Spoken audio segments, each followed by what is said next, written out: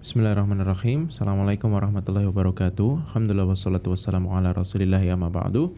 Kembali lagi di serial Amalan dengan Berpahala Besar dari Surabaya Mengaji, yang insya Allah kita akan membahas berkait tentang amalan-amalan ringan yang memiliki pahala yang besar yang seharusnya dilakukan oleh seorang muslim di kesehariannya. Bersama kita hari ini Ustadz Ian Sido Hutomo Hafizahullah Ta'ala. Assalamualaikum Ustadz. Waalaikumsalam warahmatullahi Masya Allah. Gimana kabarnya Ustadz? Alhamdulillah. Masya Allah.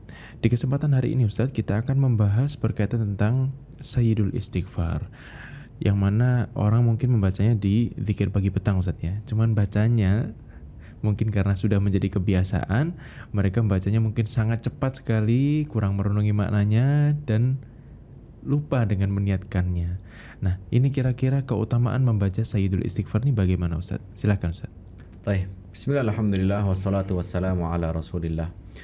Lafaz Sayyidul Istighfar itu sebagaimana dalam hadis diriwayatkan adalah Allahumma anta rabbi la ilaha illa ant khalaqtani wa ana abduk wa ana ala ahdika wa wa'dika mastata'at a'udzu bika min syarri ma sana'at abu'u laka bi ni'matika alai wa abu'u bi dhanbi faghfirli fa innahu la yaghfiru dzunuba illa ant. Lafal Sayyidul Istighfar tadi disunahkan untuk dibaca sekali di pagi hari dan sekali di sore hari. Keutamaannya adalah sebagaimana yang disebutkan oleh Nabi sallallahu alaihi wasallam, "Wa man qalaha minan nahar," barang siapa yang mengatakannya di siang hari, muqinan biha, dengan meyakini yang dia ucapkan itu, famata min yaumihi qabla an yumsi, lalu dia wafat sebelum masuk ke sore hari, fahuwa min ahlil jannah, maka dia termasuk penduduk surga. Begitu pula wa man qalaha minal laili, barang siapa membaca Sayyidul Istighfar ketika malam hari, wa huwa muqinun biha, dalam keadaan yakin, meyakini kandungan Sayyidul Istighfar, famata qabla an yusbih, lalu dia wafat sebelum masuk ke pagi hari, fahuwa min ahlil jannah, maka dia termasuk penduduk surga. Maka Sayyidul Istighfar ini jangan sampai luput kita baca setiap pagi dan sore hari, karena seakan-akan selama kita lurus-lurus saja amalannya dan kita melakukan bacaan Sayyidul Istighfar, baik itu pagi maupun sore hari, dan Allah takdirkan kita wafat, kita tinggal, tinggal masuk aja. Seakan-akan fahuwa min ahlil jannah, dia sudah ditulis dia termasuk penduduk surga. Maka itu keutamaan Sayyidul Istighfar. Seandainya kita dapat kunci jawaban untuk ujian, entah ujian sekolah, untuk ujian kuliah, ataupun ujian masuk kerja, yang dikatakan kalau kamu pakai jawaban ini kamu akan bisa masuk, lulus, pasti kita akan pegang jawaban itu. Apalagi ucapan zikir Sayyidul Istighfar.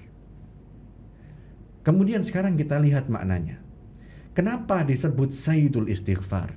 Penghulunya bentuk istighfar. Kalau kita lihat lafadznya begitu indah, karena ada seakan-akan dua sisi dari lafal doa istighfar ini.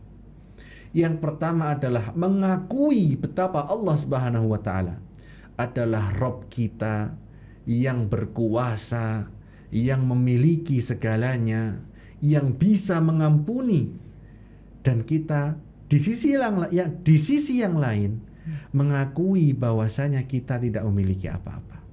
Kita penuh salah dan dosa, dan semua kita kembalikan kepada rahmatnya Allah Subhanahu wa Ta'ala. Kita perhatikan dari awal doanya. Allahumma, ya Allah, anta rabbi, engkau adalah Rabbku. Seakan-akan kita mengatakan, aku menggantungkan semuanya kepadamu. Tidak ada Rabb lagi selainmu. La ilaha illa ant, tidak ada yang aku sembah, tidak ada sesembahan yang berhak untuk disembah kecuali engkau. Khalaqtani wa ana abduk, Engkau menciptakanku ya Allah. Hamba ada karena karunia darimu. Wa ana abduk, dan aku adalah hambamu. Berkali-kali tadi disebutkan anta rabbi, lalu kemudian wa ana abduk. Dua sisi, ya Allah engkau begitu tinggi dan hamba begitu hina. Wa ana ala ahdika wa wa'dika mastata'at, dan hamba setia pada perjanjianku denganmu semampuku. Perjanjian apa? Bahwasanya kita berkewajiban untuk menyembah Allah Subhanahu wa taala saja. Yang ini merupakan bagian dari ujian hidup kita di dunia. Maka kita menyatakan hamba berusaha memenuhi janji tersebut mastata'tu, sejauh yang hamba mampu. Lalu berganti ke lafaz berikutnya, a'udzubika min syarri ma sana'at. Ketika kita bilang ya Allah hamba akan berusaha semampu hamba, maka seakan kita mengakui akan ada kesalahan, akan ada kekurangan dari apa yang kita persembahkan kepada Allah Subhanahu wa taala. A'udzubika min syarri ma sana'at. Ya Allah, sebagaimana kemampuan hamba tidak akan bisa sempurna, pasti ada yang jelek, maka hamba berlindung kepadamu dari kejelekan apa yang hamba lakukan. Abu'u laka bi ni'matika alai wa abu'u bi dzambi faghfirli. Hamba mengakui betapa nikmat yang Engkau berikan kepada hamba begitu banyak. Sedangkan nikmat itu kepada manusia saja kita harus berterima kasih, apalagi dengan Allah Subhanahu wa taala.